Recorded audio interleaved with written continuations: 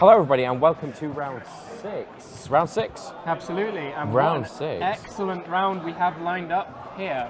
We have Sharif, one of the best performing players in the UK in recent years. Yes. Against Lorenzo Santoni, travelling all the way from Florence, Italy. Yes. Looks to be a very exciting match. JY, of course, being the UK's representative going to Worlds, I believe. Yes, he was last year, and he's looking fairly well positioned to put in a fight for that place again this year. Now, he will be using his signature 60-card Lightsworn lawn mowing deck, whereas Lorenzo Santoni has opted for the most popular deck of the format, playing SPYRALs. Again, appears to have gone with a build set up to play second, as is most popular. Even main decking the Ghost Trick Jack Frosts, a tech particularly for the mirror match, but we'll see if it has any strong effect against a Lightsworn deck here. Brilliant. Now, without further ado, because we are quite... No, actually, the round just started. Let's talk about what you've just been writing down. You've been looking at all of the top 10 tables, I believe. Yes. Who's been where? Yeah, we've had a little look. We have on table 1, Tim Cox against Jake Quincy. Jake Quincy, of course, just deciding to get on a flight from Australia because he wasn't doing anything this weekend. And Tim, one of our finalists from YCS London. Table 2, we have Jordan Gallagher, the winner from our round 3 feature against Ismail Abdul. Table 3, we have Lucas Prince against Marcus Patel. Table 4, Jamie Walkinshaw playing against Christopher Nielsen. Jamie was our winner from our round 4 feature match. On table 5, we've got Tom Watabiki against Darren Stevenson. Table 6, Joe Ray against Oliver Newton. Oliver Newton was a national champion for a few years back. On table 7, Callum Hinchcliffe against Andre Osborne.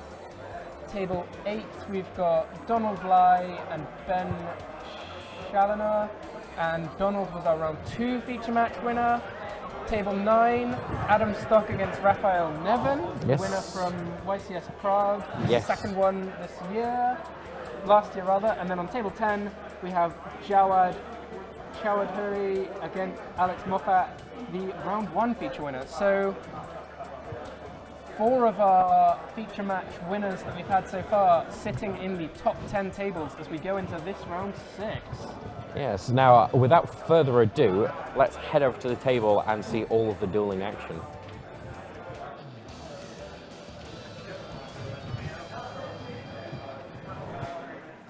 And we're back. So we have JY here, playing first with an opening hand of Raiden, Unizombie, Shiranui Solitaire, Brilliant Fusion and Soul Charge. Goes straight for the Brilliant Fusion, manages to dodge the Ash Blossom sat in Lorenzo's hand, presumably being saved in case there is a lawn mowing. Oh, that grass looks greener in the TCG. Yep. So we see on Lorenzo's side of the board, we have an Ash Blossom, a Ghost Reaper, Spiral Master Plan, a Super Agent and a Resort. So the Ghost Reaper typically in for the mirror match to take out those double helixes, but we see he is also playing Cyframe Lord Omega, so he might get some value there and really be able to shut down JY's opening plays here. We actually have a nickname in the UK coverage stream for 60 card decks, which is just called That Graveyard Looks Greener. Yeah. So naturally, with all the plays coming from the graveyard, a big resource for the deck. So we haven't yet seen either the Ash Blossom or the Ghost Reaper coming down for Lorenzo yet, so he may be considering going straight for that Ghost.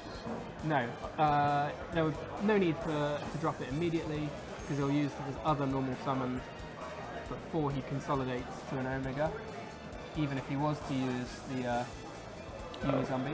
And it comes down. But he does now put it onto the board to take out the Omegas, trying to put a stop to that resource generation. Obviously the recursion to the graveyard is a very strong tool with the likes of Kazuki.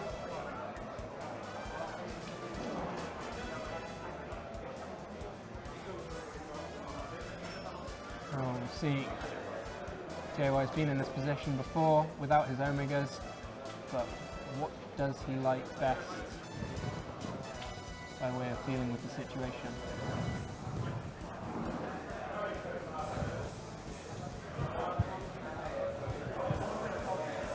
Have a look. What's in the extra deck? What options do you have available?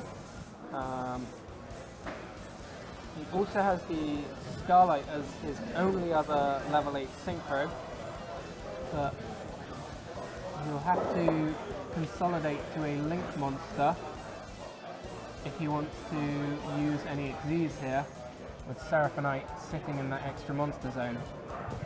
What's he just dropped into the graveyard there? He sent Kazuki. Ah. And opted to consolidate to his Decode Talker, I believe. There it is. I love the ultimate rare. Soul Charge comes down. Excellent card. How many monsters will he choose? So, despite his lack of Omegas, still has opportunities to build a very strong board here. It's time to go for 4. Losing 4,000 life points to build up a very huge turn 1 board. Still. Now the Kazuki will be able to use its effect here. Go just hope it doesn't backfire on you just after you paid half your life points though. Sending a Shiranui Spirit Master, so he'll have an interaction destroying a card on the opponent's turn by banishing with the effect of Snow. It consolidates into a Minerva to be able to mill some more cards, and likely a Tornado Dragon alongside it to have an out to the first Spiral Resort that might come down. Lorenzo had the opportunity to stop this effect with an Ash Blossom, but decides to let it go through, not fearing the 3 cards mill. But given that we've seen that Grasslet Screener hitting the graveyard from the effect of Riding earlier in the turn, I'm not entirely sure what that Ash Blossom is being saved for at this point. And the Baguska comes out instead of the Tornado Dragon. And that Tapir is terribly tired. Yeah. It's also in defense mode. He may have had a long day of dueling with a 9 rounds. Oh yes. It's going to be even tireder. It's going to be asleep in a corner somewhere. Everybody's going to look in their extra deck and be like, where's my Baguska? It's gone. It's asleep. So Lorenzo checks the number of cards in the graveyard, making sure that he's fully aware of the implications of that Shiranui Spirit Master. So he's played the Spiral Resort. JY may here decide to go for the interruption, using that Fairy Tale from the grave, banish the Shiranui, and shut the play down instantly. He does, of course, also have a Solitaire in the grave, so he'll be able to use that effect as well, should he banish the Spirit Master, and keep the resources in the game, returning it directly to the field. Shiranui incredibly versatile and just works so well with the whole 60-card theme. There's the first 5, 1 Lone Fire Blossom, and now he has to decide whether he wants to banish that Solitaire. Opts not to at this point. Does of course mean that he won't instantly get back the Spirit Master, but it will still be available the next time that he activates the Snow to be able to get that extra level 4 then and there.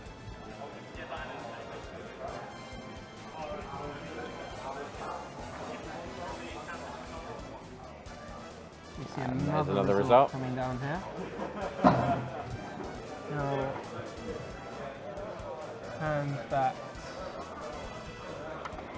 Lorenzo has available to him at this point. He still has the Ash Blossom, has a Master Plan, and a Super Agent. So at this point he discovers the top card of JY's deck, revealing it to be a spell, so the Super Agent will stay in the hand here. That was a charge of the Light Brigade, I believe. He'll now go for the effect of the Spiral Resort. But I don't believe he has the ability to put out 2 Spiral monsters this turn, so he won't be able to get to his Double Helix. The Double Helix, of course, would be able to ignore the effect of Baguska in that it's a Link monster, won't be put in defense position, and it would still be able to summon things from the deck.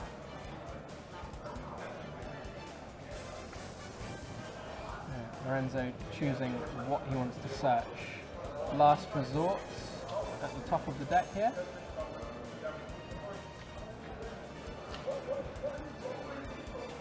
He may be hoping to simply wall through a turn with a normal summoned Super Agent and an equipped Last Resort to prevent destruction.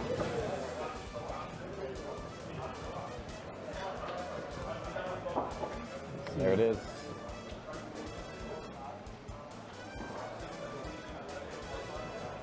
Shuffling Reaper back into the deck. So we know that Lorenzo does still have an Ash Blossom in hand here, but his only other card was the Master Plan, and I'm not sure that's going to be enough to face down what could be quite a heavy turn coming from JY. Even with his Omegas banished, he still has access to a lot of tools in the extra deck.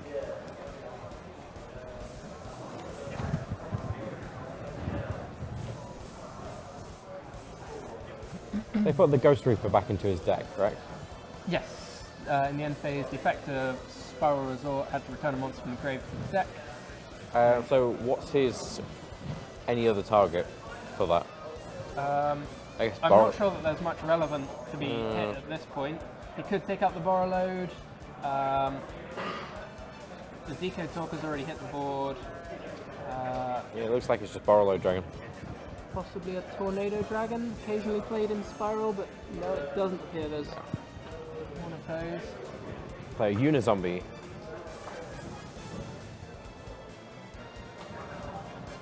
Here we see the Spirit Master being returned to the field. Neo's got all the resources at play here. He's doing incredibly well. He does at this point still need to find a way to get through that invincible, seemingly, Super Agent. But he does have the option to consolidate to his own Borrowload Dragon here. He links away 4 monsters, put out the Borrowload. Just as we saw in round 1 with Obelisk. Who cares how invincible anything is, just steal it. Pretty much. You can be immune to destruction, you can be immune to targeting, but unless you're playing Blindingly Loyal Goblin or Botanical Lion, you're not going to be immune to Borrowload. Control of this card cannot switch. Not seen those words in a while.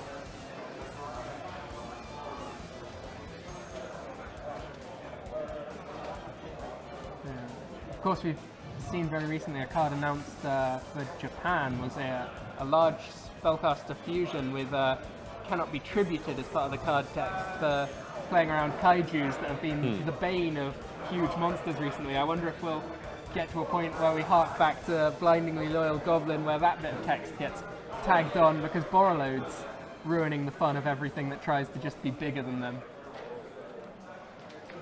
Well, I could see a big... it's one of those things, it's just such a good card and it could just keep taking monsters. It's interesting that JY opted to use Decode Talker as part of his link material for making that Borrowload. He had other monsters that he could have used and saved the Decode along with one of his other monsters on the field, but instead he opts to ditch the Decode in favor of being able to consolidate immediately for Michael. So he could have instead opted to keep a level 4 monster, take the Super Agent, and consolidate perhaps to a Tornado Dragon in main phase 2. Yeah. May still be the objective here. He doesn't have the attack points to push for lethal this turn. No. Just hitting through as many life point damage as possible. But I do think it's quite likely that we see a rank 4. I'd expect Tornado Dragon to be coming out in this main phase 2. There's the overlay. And there's Tornado Dragon. So now he has some protection against potential for another Spiral Resort. End phase, Michael will mill 3. Is that a Gamma drawn for turn? Yeah. Lorenzo C doesn't have anything going for him, and straight to game 2. JY takes an early lead. I think this is the first time we've seen Spiral deck conceding game 1. Yes, I believe it is actually. So, looking at the side deck, where are we going? Okay, on JY's side, we have Draw and Lock for Ghost Ogre, Dimensional Barrier, Evenly Matched, and Magical Springs. Evenly Matched, quite a good card to put in if you're playing second.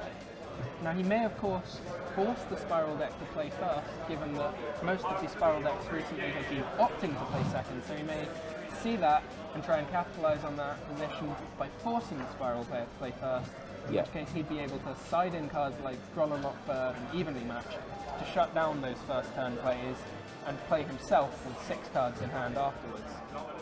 On the other side of the board, we see Lorenzo has Chaos Hunters in his side back deck. Chaos Hunter can be absolutely brutal against the zombie deck. So many of the effects involve banishing from the grave. We see Fairy Tale Snow, we see Mizuki's, we see Gozuki's effects. Really important for the Lightsworn deck to be able to have control of that grave and banish what they want when they want to. Super devastating if that was to hit the field. And also, if Lorenzo anticipates that he might be asked to be played first, he may side in his Bottomless Trap Hole and 3 copies of Floodgate Trap Hole. Very good cards against Lightsworn. We saw previously with a feature match where we had 40-card Lightsworn against SPYRAL. Connor, our SPYRAL player that won that match in Game 3, opted to side in those trap holes but didn't draw them. As it is, he didn't need to, but he also took the position where they would be good cards to have brought in for this matchup. Yeah. Something that I really love about SPYRAL is the fact that it kind of just spawned 2 different types of the deck, which is going first and going second. And the whole thing where people decided, you know what, this deck is great if you can go second and make it work. Because Yu-Gi-Oh! Was ruled by going first, regardless. And it changed a little bit when people realised that when the rules changed and people couldn't draw on the first turn. People were like, maybe people are going to be going second, but no, it was still so advantageous to be able to set up your plays to respond to your opponents, make sure that they don't get a very good first turn. So it's nice to see the entire thing flipped on its head with SPYRAL. Yeah, you say we see 2 types of deck, but we haven't yet seen any of the going first deck this weekend. Because being able to go second to dismantle everything that your opponent has set up, because everybody plays to be able to go first, it's so strong. Yeah, I understand that it's particularly favoured in the SPYRAL mirror match. Neither player wants to be the first person to commit their cards to the board, and if you don't want to be the first person to commit your cards, why would you want to have the first turn and just lose out on that extra card draw and battle phase? Maybe it's just being here. They've just got the hands being loaded in. Neither of them are so strong as how we saw in Game 1. JY has started with the Predaplant Darlingtonia Cobra, the one you don't want to draw. Raiden, Heroic Challenger, Thousand Blades, but he does also have Charge of Light Brigade and Solar Recharge, so he'll be able to get some turbo going and start the duel off with some cards in the graveyard. Milling a Wolf with that first Charge of the Light Brigade, picking up extra resources. That feeling when you mill a wolf and you're just like, oh great, now I get to summon this big beat stick to the field as well as everything else I'm going to do this turn. Well, not even just the beat stick, but being a level 4 body that can be half of a synchro, half of an Xyz monster. It's just really useful. And the fact that, oh yes, sometimes it's a dead draw, but there's so many cards that you can use with Lightsworn engine to be able to dump it out of your hand, just to keep it useful. Yeah, we see JY playing 3 copies of Solar Recharge. Ooh. He's just picked up a key mill with the Raiden there. He hits the snow, so he has that active as and when he needs it. And on Lorenzo's side of the table, we see the Ghost Reaper again in his hand. So he'll be taking out the Omegas, as we saw in Game 1. The rest of his hand is Terraforming, Foolish Burial Goods, Spiral Big Red, and Side-Frame Driver. Not the best opening hand. Ouch. But he has options to start going, and there are lots of draws that would get him back into this game. And on top of things, if he finds his way to another SPYRAL monster in hand on the draw, he'll be back into a very favourable position. As we've seen all day. All they need to be able to do is establish 2 spiral monsters on the board. They're good and to then go. They're good to go. Here we go. What's he going to draw into? And it was a spell card. It looks like it's a resort, actually. Well, a resort's as good as, if not better than, Pretty another much, spiral monster. the spiral monster there. What's it that he played there? It's a Foolish Burial Goods, so we'll be yeah. sending one of the spiral missions to the graveyard. Rescue the trap or assault the spell.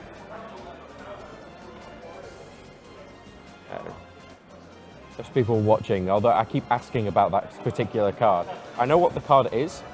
The problem is that, especially on a screen like this, because I can't see the foiling properly, and I'm also colorblind, I can't see what the card is. Okay, so we see the resort coming down here and gets destroyed by Ghost Ogre. Ooh. We do know that he has access to another resort through this terraforming, but he's going to struggle to get 2 spiral monsters into play here. Yeah.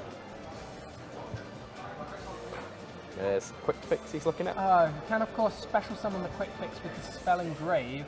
Yes. Search for a spiral gear, which can include monsters, and through that get access to 2 spiral monsters on the field.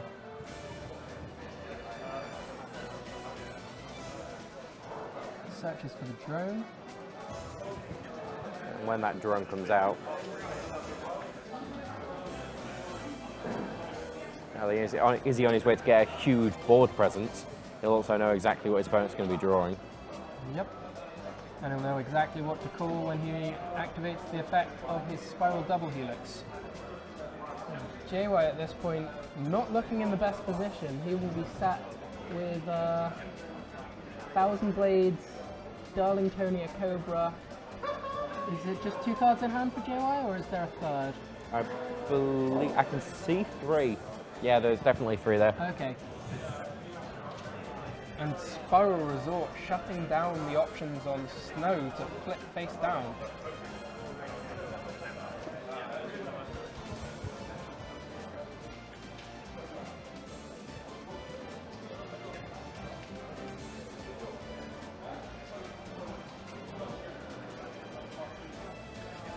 It's interesting that with the milled Snow that he didn't opt to consolidate to his was the Snow milled with the Minerva or before then? Because if he already had I believe it was with the Minerva. Okay. Had he already had access to Snow before then, Tornado Dragon might have been a stronger choice as an out to the Spiral Resort so that he would be able to use that Snow from the grave, but if he didn't already have it at that point, then there's certainly something to be said for getting to the Minerva and just trying to find those more resources from the deck. Again, he'll mill 3 even if the Minerva gets attacked over here. The only concern is if we see a similar situation as we've had before with Borreload taking over the game.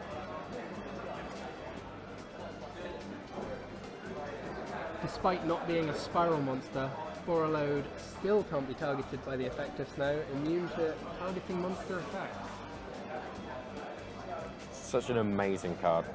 I love it so much.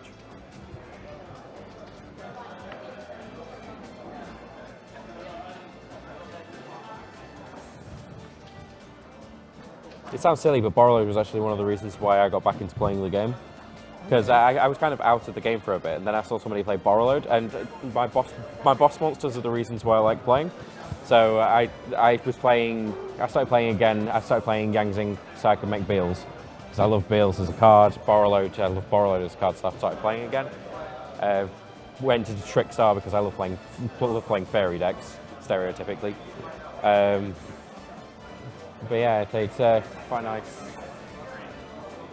Quite a really cool, powerful card. Now at this point we know that Lorenzo has seen the top cards of JY's deck, so he may have even set up an awful draw for JY to fall back onto after this. Doesn't look very favourable for JY here. It does not. Although if he destroys the Minerva, he will instead be milling the cards that have been stacked. Ghost Ogre charging Unizombie. Well, that was nice. I think that was an ultimate rare charge, wasn't it? Did he do an ulti? Charge Ultra? is in secret. Secret. Now, I know that JY is a man that plays with the highest of rarity of cards, so he'll be playing with secret first Secret edge. rare. Oh yes. Charge of the Light Brigade from Duelist Genesis. Very hard card to get hold of these days. So one of the prizes of my collection is my Ultimate Rare Judgment Dragon. Very nice. From Turbo Pack 1? Yes.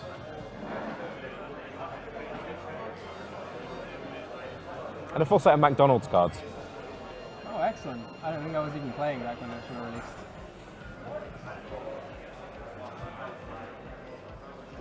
We see Snow being summoned just to block some damage.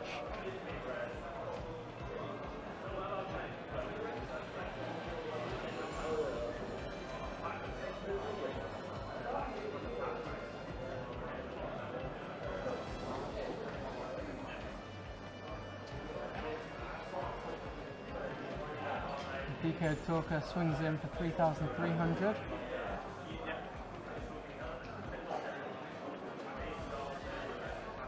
He opts to block again with the snow.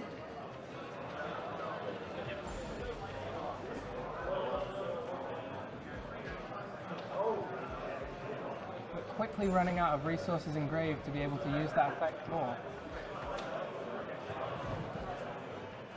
And run straight into it.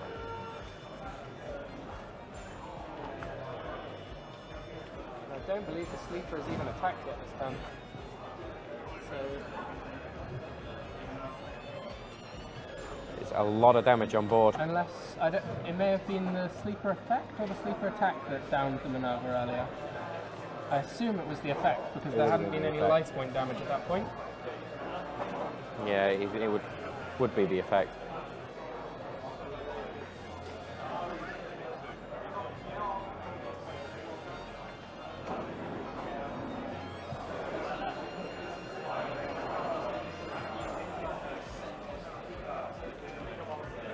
Staring intently at the side frame driver in hand, wondering if it'll turn into something better the longer he looks at it. Oh, we've all been there.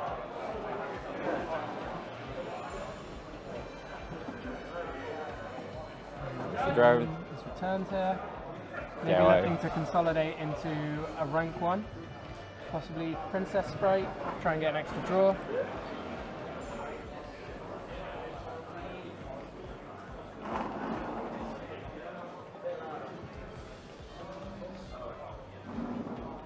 That's something I love about the fact that Decode Talker is an incredibly used card, is that it's a character signature card that we see a lot of play of. Because you don't see that kind of thing anymore. Yeah, it's been absolutely critical to the format this year. With Master Rule 4 coming in, so many decks would have been completely shut out of the game without access to Decode Talker. So any 3 effect monsters, and you can even use Goku through Proxy Dragon. No normal summon required, and you have 2 extra monster zones available to you for an investment of just 1 card. And its effects are pretty fantastic as well. Oh yeah, absolutely. We've seen the attack boost effect obviously coming in every single game. Situations where the negation of targeting effects has been absolutely clutch, and situations where it would have been if the players at the table had realised that they had the ability to use it at those times. You didn't actually hear when I was interviewing Jamie. He said he shouldn't have been the person that was sitting at the table doing the interview, because he saw the misplay as well, and understood that he definitely at that point probably should have lost the game. And we see Lorenzo really consolidating the board here. As I said, going for the Princess Sprite and just climbing up through his Link monsters. Let's see a Firewall appearing here. That Firewall co-link to the Spiral Double Helix means that he has some interaction set up for the next turn, and he'll be bringing back his Quick Fix here. What attribute is Quick Fix? Is he able to summon an Ib, or is he forced into a Proxy Dragon here? Off the top of my head, I believe he's Earth. Okay, yes, yeah, he's gone for the Proxy Dragon. I'm sure if he wasn't Earth, he would have gone for the Ib instead. I'm just going to quickly check that to make sure that I know it for later rounds.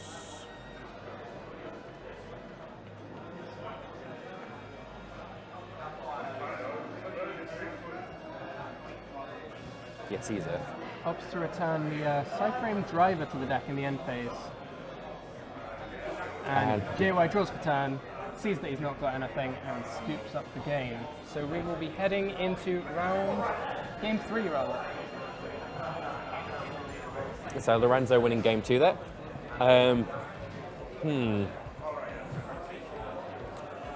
So Now, in JY's position, do you opt to go first or second? I think at this point you might even opt to go second to force Lorenzo to go first. But I'm not sure because he does have the... I don't know, he's either going to read that or he's not going to read it. He's either going to put his trap holes in or he's not. And at the moment I think he's thinking about smoke screening his side deck into there. But we know that these are both top level players, yeah. So they'll be thinking about the interactions and whether... Well, obviously JY will know whether or not he's playing first, but Lorenzo will be having to consider the implications of either way and might even be forced into an awkward position in side decking where he wants to build a deck that functions effectively regardless of whether he's told to play first or second. He's smoke screening it Yeah, there. we see the full Oh, I side. can actually see what he's taking back It out. looks like the trap cards are coming out, so... Yeah, all the trap holes coming out. With the trap holes coming out, it suggests that Lorenzo is expecting to be playing second here. As there are certainly good cards to be keeping in if you're playing first. So JY just needs to be able to, needs to say that he's going second to be able to JY get an advantage. would be in a good position here should he choose to say he's going second, but naturally the Lightsworn deck would rather be playing first, so he would be sacrificing some of the power and explosiveness that he brings to the table if he chooses to go second. Of course. Sort of a submission move, taking a hit on himself to try and put Lorenzo in a worse position. But JY at this point doesn't even know that the trap holes aren't in. Is this true?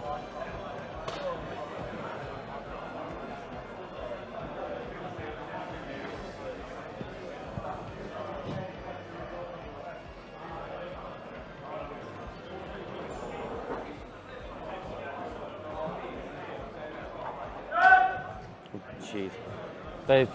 There's a player just on the other side of the panel right in front of us, and you probably heard him shout "judge" quite a lot. Every single time he does, I jump. He's scaring the bejesus out of me. No shortage of judge calls today. People need to learn how the cards work. So, who is playing first? JY has opted to go first, which, as we saw in the side decking, Lorenzo anticipated, opting not to put in the trap holes. And we're just getting some opening hands loading in. We have Lorenzo with Spiral Resort, Terraforming, Foolish Burial Goods, Chaos Hunter, an excellent card against the Lightsworn deck, and Spiral Mission Rescue. And JY begins with 2 copies of Showdown Solitaire, Brilliant Fusion, Mizuki, and Lightsworn Wolf. So we see Solitaire coming down, being tributed to bring out the Uni-Zombie, and instantly that Chaos Hunter hits the board. JY is now put in a very difficult position where typically at this point you send your Mizuki, you bring back your Solitaire, and you have access to Omega. With Chaos Hunter on the board, that play will not work at all. Kind of just, his train of thought must have just dissolved immediately as soon as that hit the table, which you saw as soon as he put his hand down and just started scratching his head. It's true, but we do see in JY's hand Brilliant Fusion. So he will be able to play that, get access to his Seraphonite. He can at that point normal summon an extra monster if he chooses to. And following that, he could consolidate the Uni-Zombie and the Seraphonite into Starlight Red Dragon Archfiend, which would take down the Chaos Hunter, but leave him with a normal summon monster on the board and no additional plays. Despite having another Solitaire in his hand, the effect is hard once per turn, so he won't be able to use that to make an Omega. Or he wouldn't be able to make an Omega alongside it anyway, because the extra monster zone would be clogged, but he's put in a really awkward position here.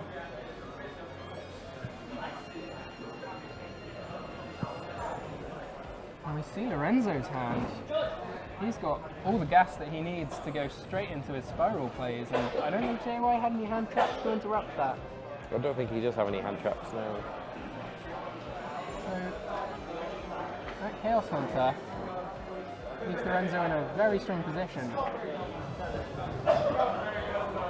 Only Fairy Tale Snow is going to be available as interaction for the next turn. And he can't use it. Well, he'll be able to summon it, but he won't be able to use the effect with all the Spiral Resorts that are going to be on the field. Is there enough in the graveyard? Will they have enough in the graveyard by end of this turn? He needs 7 cards in there, including use this cards one. in his hand as well. Oh if yes, he needed that's to. true. This is true. I always forget that part of the effect.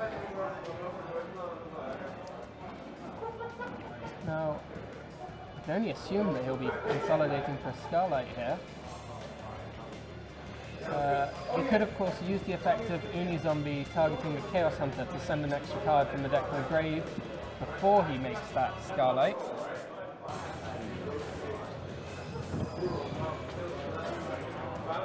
He can't target one of his own cards because he then wouldn't be able to consolidate to a level 8 Synchro. So I think that's what he's now doing. He's activated the effect of Unizombie, targeted the Chaos Hunter. He'll set himself up with a Shiranui Spirit Master here, so that he might have one desperate piece of interaction just to try and take out the first Spiral Resort next turn. I'm still not convinced it's enough. He's got 2 cards engraved as it stands. He'll be, sorry, 2 cards on top of the snow, so now 3. 2 more will hit the grave when he uses a Synchro Summon for the Starlight. Gives him 5 in grave, 6 with the Brilliant Fusion on field, and then he won't feel too aggrieved at banishing the Wolf from his hand to make enough to resolve that snow.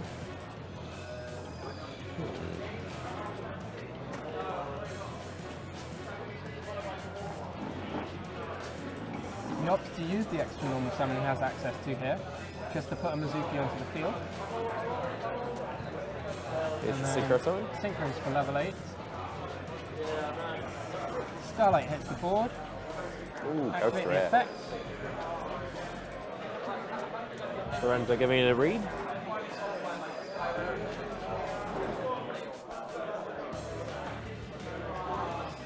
It will be destroying all special summoned monsters with attack equal to or lower than itself and burning for 500 damage for each. Lorenzo takes a small bit of damage at the start of the game here. And JY is set up with the Shiranui Spirit Master in the grave and the snow. And he's got Solitaire in grave as well, so he'll be able to...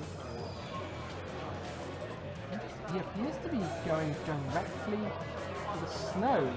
Okay, if he banishes his Starlight, he'll clear his extra monster zone and be able to get some additional resources in the second half of this turn, now that he's dealt with Chaos Hunter. Overlay? Even if he consolidates to a Minerva here, he won't have enough resources to use the snow immediately, so he may opt for Tornado Dragon instead. Oh, Baguska hits the board. Goosegair is such a fantastic card. Well, it's a very interesting card in that it's often the card that you turn to when you don't have anything going for you. Yeah. So if you have access to a rank 4, but not a lot else, it's a card that can slow the game down to a point where you can draw into new cards. But I'm not sure that it's going to be enough to shut down Lorenzo here. You've seen he's got 2 resorts, one through hard drawn copy and one through terraforming. Combined with the Foolish Burial Goods to get an additional summon, he's going to be straight into the mix with his Spiral Double Helix. And of course, Double Helix being a link monster, has no concern for Baguska, can't be in defense position, will not be negated.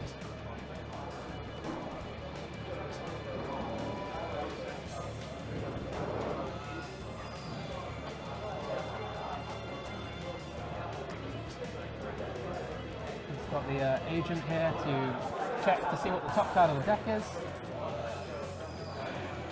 As it is, he doesn't even need to use his normal summon on it. The master plan directly from the hand and has access into Double Helix. Lorenzo knows the top card, guaranteed hit with the Double Helix. First, he'll be resolving his master plan engrave to get the third Spiral Resort, and is that a sleeper behind it?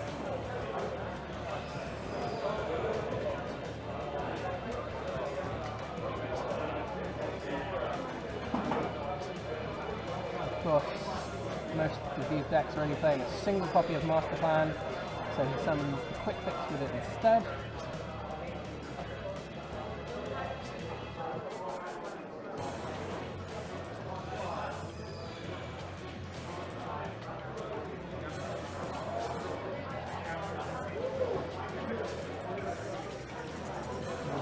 Hasn't used yet the effective Quick Fix. Nope.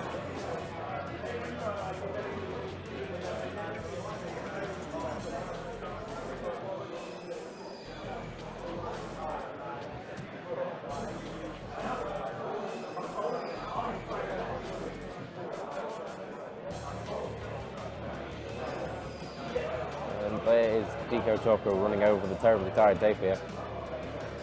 No, I might have been mistaken, but I didn't see a Quick Fix effect there. I was expecting I didn't see one either. a search for the Spiral Gear Last Resort. Triggers on special summons, yeah? I believe so, yeah. Okay. And he may still be reckoning on summoning it in the main phase 2, and he doesn't have that many Spiral Gears, but he could have searched for a drone as well with the additional summon, because it's, as we know, not hard once per turn. We saw with machine duplication, huge value being accrued from the card.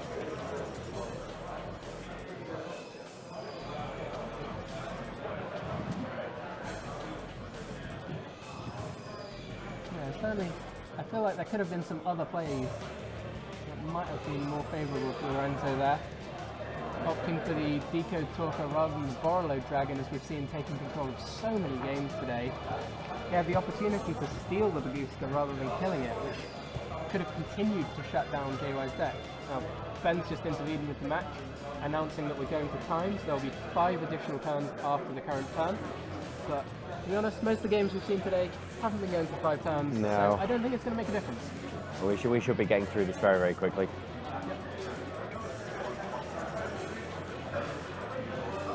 He does already have the Last Resort in hand, so it may have been that I just missed that one earlier. I'm not sure JY gets even a quantum of solace playing against this Spiral deck. Just wanted to get that one in there. This tournament's been a real Casino Royale. Moonraker is also a film. I'm not pleased or proud of you.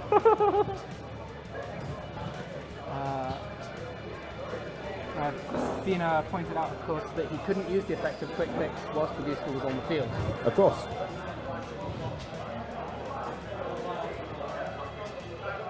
That's the reason why we're sat at the desk here and not playing on the tables. Says the YCS winner.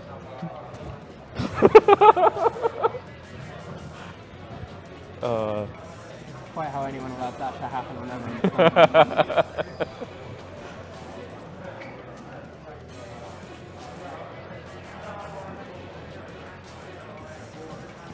JY's got to play through the effect of Firewall Dragon here, and Sleeper. I'm not sure what he's got going for him. Don't think he has much. He's weighing up his options.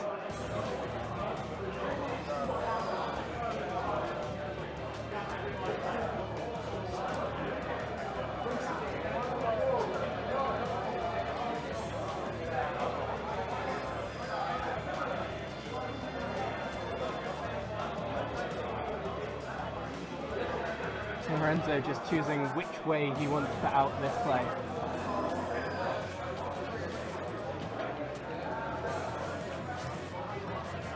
Lorenzo's just got massive advantage here. He's just So the solitaire hits the graveyard. Could either have been due to its own effect or due to the effect of Sleeper. Don't know. We'll see whether there's anything summoned from the deck. The effect. Ooh. It looks like Lorenzo has let that go through, adding the Chaos Hunter to hand, so that it will be in hand, ready for the trigger as a card is added to prevent the Mizuki from being banished. ouchies. There it is. At this point, if JWoww wants to make any plays, he might need to immediately banish cards for his Fairy Tale Snow, but I'm not sure that he even has enough at this point. 4 other cards in the graveyard and 2 in his hand. Yeah, he doesn't. He would need to banish the Uni-Zombie as well. Gets rid of literally every other card to his possession. But to my knowledge, the effect of Sleeper hasn't been used yet this turn. Doesn't seem that way. So he has a Spirit Master to destroy the resort, has the Snow to book the Chaos Hunter, and he has the Solitaire to bring back the Spirit Master.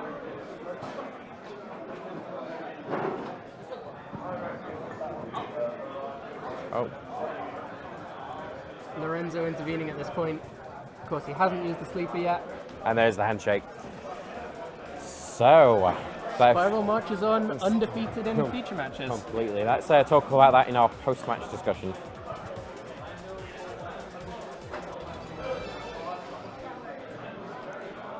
What a match. Yeah, absolutely. We see JY trying to stand up to Spirals with his own deck that we see him playing all sorts of events.